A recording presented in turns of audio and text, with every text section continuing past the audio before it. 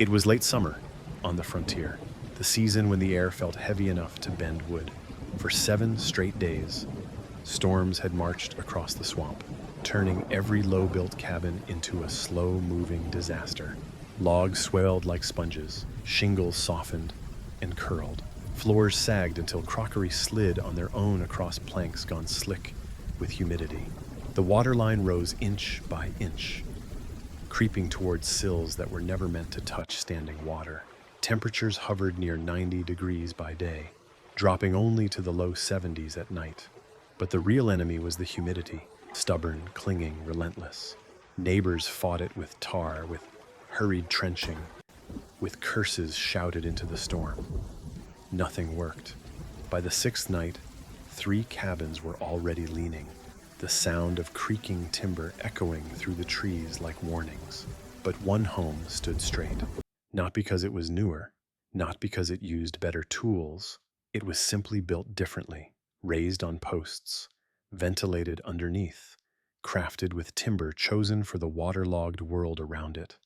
And the man who built it, Tsula, had been mocked for every inch of it. While others bailed water from their thresholds, his porch stayed dry. Why? The swamp was testing everything, and Sula's answer was only just beginning to reveal itself. By the time the sun returned, the swamp looked deceptively calm, just a glassy sheet of brown water stitched with floating debris. But everyone could see the damage. At least 4 cabins sat crooked, their porches half submerged. One family was already dragging furniture onto a makeshift platform of barrels. And farther up the rise, others were pulling warped boards from sills that had turned soft and pulpy to the touch. The settlement had been warned about this kind of land. Older traders mentioned it, hunters mentioned it, even some surveyors mentioned it in passing. Soil's alive down there, moves like it's breathing after rain. But settlers prized speed and convenience, not patience or adaptation. They built fast, low, and familiar, flat to the earth, the way their fathers built in drier country. Only Tsula refused to build the same way. He had grown up watching his elders build in the wet floodplains farther south, where humidity gnawed at timber the way termites did. Elevated floors, treated posts, ventilated understructures. These were not decorative choices. They were survival patterns, born from centuries of watching water, insects decay, and seasons compete for the same piece of ground. Tsula chose his site carefully, even though others laughed at how long he took. He walked the land after storms. He watched how water pooled. He traced the high mark of last season's flood along the bark of nearby trees. Then he drove narrow stakes into the earth, testing for the firmest ground, listening to the sound of his mallet on soil. "It's a swamp," one settler jeered. "All ground here is the same." Tsula simply nodded. He knew better. He set his posts 3 to 5 feet above the average wet season waterline, tamping shell and stone around the base to encourage drainage. He charred the bottom ends of the posts, lightly, deliberately, just enough to create a protective layer against fungus and insects. Settlers scoffed at the smell of burnt wood, muttering that he was ruining perfectly good timber. He pegged his joinery instead of relying on nails, because nails rusted in this climate and rotted out their sockets faster than anyone expected. He spaced his floorboards by the width of a thin reed, just enough for air to travel, not enough for valuables to fall through. But the moment that drew the most ridicule was when Tsula refused to close the underside of his cabin. Settlers demanded it. "Critters'll get in. You want snakes sleeping under your children? Shut it in, man. You're letting the wind steal your heat." Tsula answered calmly, though it changed no minds. "It's not the wind that steals warmth in a swamp. It is the wet. Humidity, not cold, would kill a house long before winter came." His underfloor space functioned like a lung. When the breeze shifted, even by a few miles per hour, moisture lifted away from timbers. The joists reached a balance where fungal rot slowed dramatically. Insects preferred damp, dark, ground-hugging logs, not elevated, sun-dried ones, and the roof overhang, nearly 30 inches, threw rainwater far from the walls. But settlers valued familiarity more than innovation. Many muttered, "He's overbuilding. He's wasting time. He's building a platform, not a home. He don't understand frontier winters." Yet even as they mocked, they watched, especially Eli Carter, who lived nearest to Tsula. Eli's own house was sinking at one corner. The ground beneath it churned to a gray slurry by weeks of rain.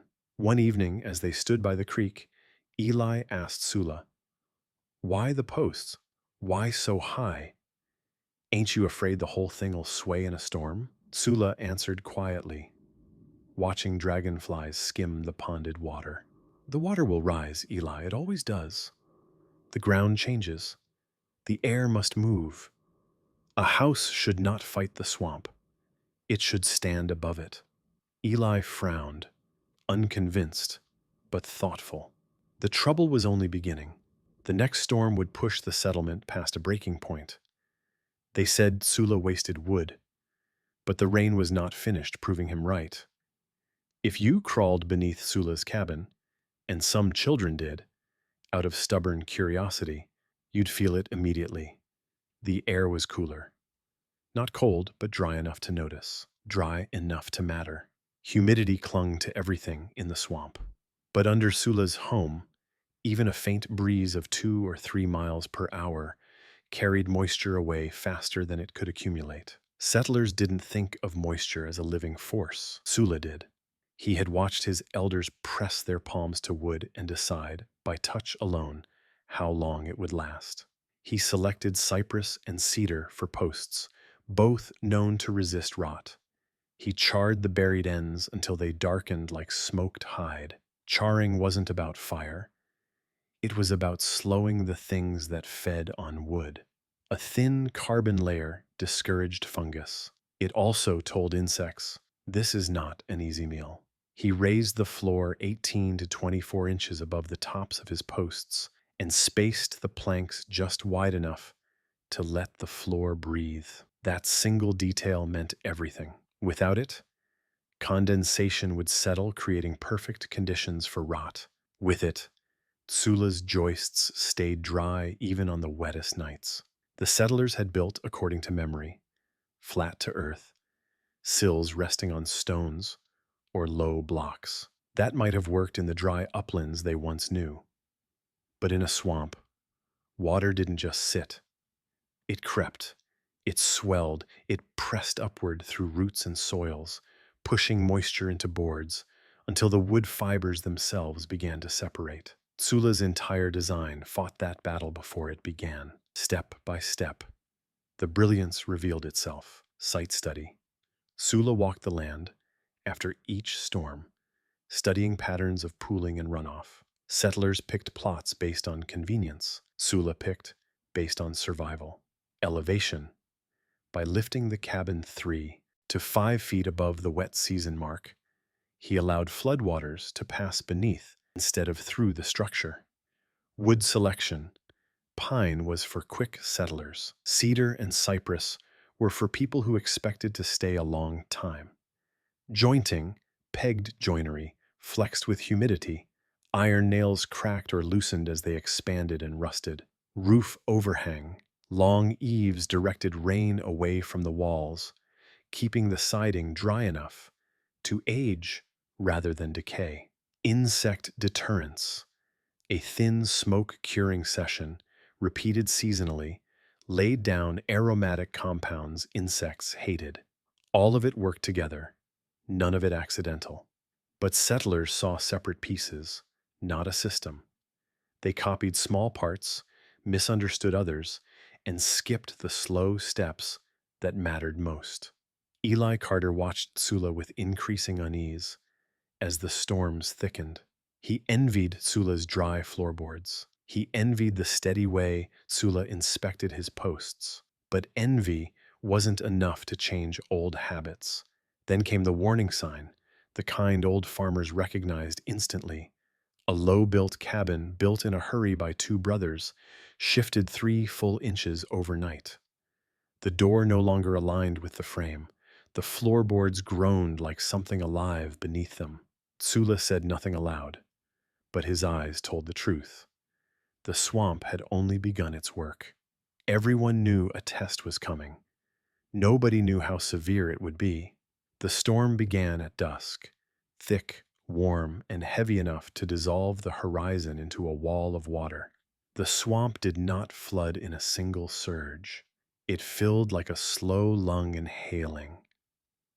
First the puddles deepened, then the puddles connected. Then the earth beneath the cabins softened until boots sank ankle deep with every step. By midnight, the lowest cabins were in trouble. Inside the Carter home, Eli and his wife were lifting their children onto a table pressed against the wall. The floor had started to sag, bowing in the center like a cupped hand. Water seeped between floorboards, darkening them to almost black. Every few minutes, a snapping sound shuddered through the room, wood fibers separating under stress. Outside, the rain struck in long, slanting waves. Visibility shrank to a few yards. Settlers shouted to each other across the flooded clearings, voices muffled by the storm. Inside Tsula's cabin, the tone was entirely different. His children slept. His wife wrapped herbs and kept them near the fire to dry. The air was warm, but not stifling. Moisture had no chance to cling. It kept moving, lifted by the steady breath of the underside space. When Tsula opened his door to look into the storm, he saw lantern lights swinging violently across the creek. Someone was shouting. It was Eli. "Tsula, it's giving way. The whole floor's sinking." Tsula pulled a cloak across his shoulders and stepped into knee-deep water. Wind pushed waves past his legs. Insects clung to his wet hair. The storm muted every sound except the relentless hiss of rain. When he reached Eli's house, the structure was visibly deforming. The left sill was almost fully submerged. The right corner lifted slightly, where roots beneath the soil had dammed the water in place. Tsula shouted above the storm. "Everyone out, now." Eli grabbed his smallest child first. His wife carried the older two. Every step across the floor made it dip. A crossbeam groaned overhead. Water surged up through the boards as if the swamp were breathing directly into the room. When they reached Tsula's porch, still perfectly dry, Eli stared in disbelief. "How is this possible?" he gasped. Tsula didn't answer. He was listening to the wind, to the movement of the water beneath them, to the faint creak of his own posts, steady and resilient. Inside, the neighbors huddled near the hearth. Some cried. Some stared at the floorboards, confused and ashamed. Some looked at Tsula as if seeing him for the first time. But the storm had more to say. Near dawn, lightning split a cypress not far from the settlement. The shockwave rippled through the ground. One of the lowest cabins lost its entire front porch, which collapsed into black water with a loud splash. Another suffered a sudden failure in its foundation stones, washed away by currents that never should have existed under ordinary conditions. Meanwhile, the water beneath Tsula's cabin rose to within a foot of the underside of the floor, but it never touched the timber. His posts, embedded deep and treated with charring, held firm. His drainage rings diverted the rushing water, and when the wind shifted direction, the underfloor space vented out the humidity like a chimney laid sideways. The sun rose to devastation. Families walked the muddy clearings in stunned silence. Some carried what little they had salvaged: blankets, tin mugs, a single dry sack of flour. Others simply stared into the ruins of homes they had built with their own hands. Eli, his family safe thanks to Tsula's shelter, knelt beside the warped remains of his cabin. He placed his palm on a waterlogged sill. The wood peeled under his touch like wet bark. 3 years old, he whispered, and gone. He turned to Tsula, who stood behind him, calm patient, waiting for the moment to speak. Eli finally said the words the whole settlement needed to hear. "You were right. We we should have built like you." Tsula shook his head. "I only built what the land required. You can do the same." When the storm passed, the truth was no longer a mystery. It was undeniable. By mid-morning, the swamp had surrendered most of its floodwater. Pools receded, leaving behind wet ridges and the sigh of saturated earth. Smoke drifted from the first campfires settlers had rekindled to dry clothing and salvage their remaining supplies. The settlement gathered around Sula's cabin, not by instruction, but by instinct. His home had become the only dependable landmark still standing straight. Tsula didn't lecture. He didn't boast. He simply knelt beside one of his posts and pressed his fingertips to the charred section just above the footing. "This," he said softly, "kept the insects out. This kept the water from swallowing the wood." Eli crouched beside him, examining it closely. "How deep do you set it?" "To the hard pan," Tsula said. "Doesn't matter how far that is. You stop digging only when the earth stops moving." Nearby settlers murmured. They had dug shallowly, barely a foot or two. Tsula had gone until his shoulders ached and the soil changed color. He showed them the airflow space. He showed them how each floorboard was spaced with intention. He showed them where runoff traveled and why the posts resisted shifting. Soon, men began to take notes, not written ones, but the kind hammered into memory by necessity. Women inspected Sula's drying racks, noticing how smoke drifted through gaps in the boards, leaving herbs crisp rather than moldy. A decision spread through the settlement without any single voice announcing it. They would rebuild, but differently. Work began the next day. Some didn't have cedar or cypress, so Tsula taught them how to select the hardest sections of pine and char the ends thoroughly. Others lacked stone, so they collected shell fragments from the creek and lined the bases of their new posts. A few families without enough dry timber opted to raise only part of their structures at first, setting new posts beneath existing beams. Even small improvements made a difference. By the second week, the settlement had begun to hum with renewed purpose. Hammers echoed across the water. Sawdust floated in the air like pale pollen. Children gathered stray nails and tools for their parents. Smoke from small curing fires drifted among the cabins. Eli paused one afternoon, wiping sweat from his brow. "Feels like starting over," he muttered. Tsula looked at him, not unkindly. "It is starting over," he said, "but starting right." Over time, families noticed the changes immediately. Their new raised sills stayed dry even after evening storms. Air moved beneath their feet instead of stagnating. Mold smell faded from the corners of homes. Food stores stayed drier. Tools rusted less quickly. The settlement had not only survived, it had evolved. And slowly, the story of the storm spread beyond their swamp. Travelers carried tales of the Cherokee builder, whose raised cabin defied the flood. Traders repeated the method. A nearby homestead implemented Tsula's airflow design in their smokehouse and doubled their meat's storage time. Word moved in the quiet, practical way of frontier knowledge, through demonstration, not proclamation. By the next season, the settlement didn't just look different, it was different. Months later, when the swamp dried into its late autumn calm, the settlement felt transformed.